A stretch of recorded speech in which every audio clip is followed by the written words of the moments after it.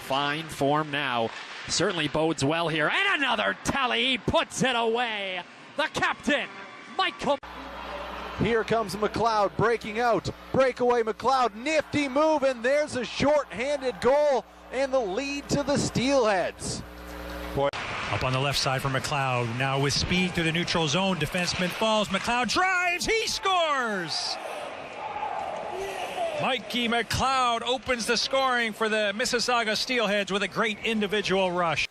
Welcome back. RawMikeRichards.com here, broadcasting from Caniff Golf. This, of course, Lionhead as we know it, for the OHL Steelhead Golf Tournament. And we're pleased to have, now I would say Michael McLeod, but I got a feeling only your parents call you Michael, or when you get in trouble, or teachers. It's Mikey McLeod.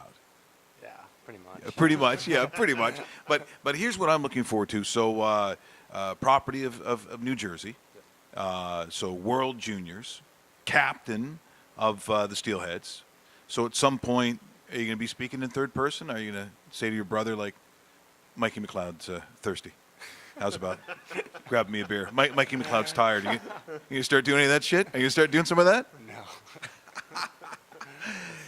Well, it was a fantastic year, and look, it's always tough when you get knocked out when you're so close to sort of getting to where you want to go. But let's be honest, in talking with your coach, it's so competitive in the league that you're in. Just to get where you got, that's pretty impressive.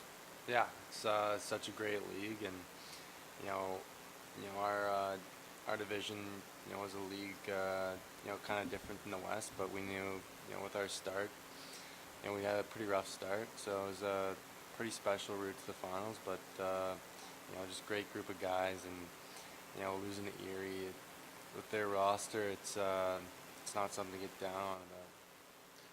What's it like? So you've grown up in a family of hockey players. So you're playing with your younger brother right now. Your older brother also plays hockey. What's it like being with younger brother Ryan right now and kind of sharing a pretty good moment during this season? And obviously you're going to move on soon. He's still going to be there. His draft year is next year. Does that make this team even a little more special than what it normally would be?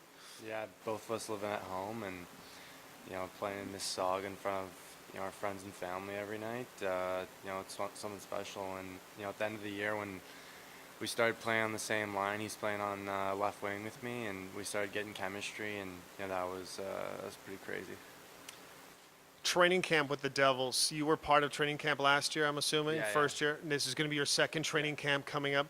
What kind of expectations are placed on you considering the Devils? Devils are a young team. They're looking at players like you in the future, not necessarily next year, but is there something that transpires from year one to year two of your second NHL training camp that you maybe want to accomplish or kind of turn some more heads going in your direction?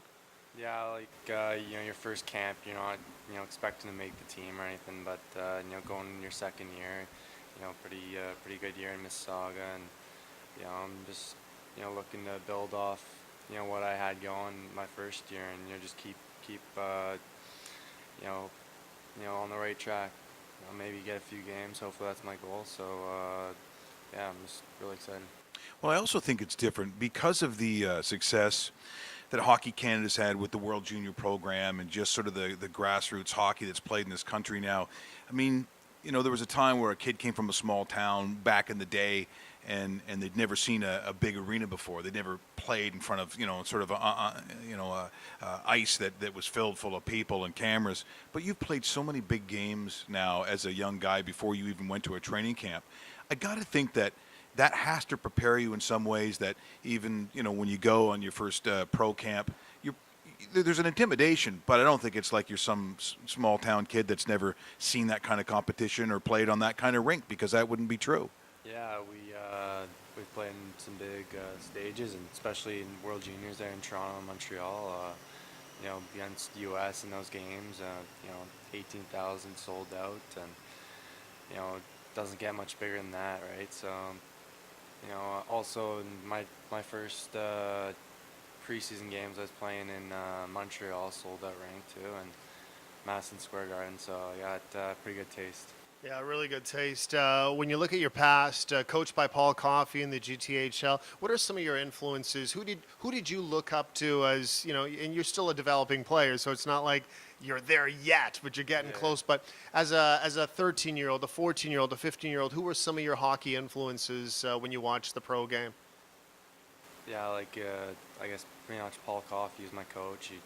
He walked me through a lot of stuff and helped me out with my game. Pretty much, had him for 5 years, so he's a Hall of Famer. You're gonna listen to everything he says, and just really try and listen, get better with what he's saying.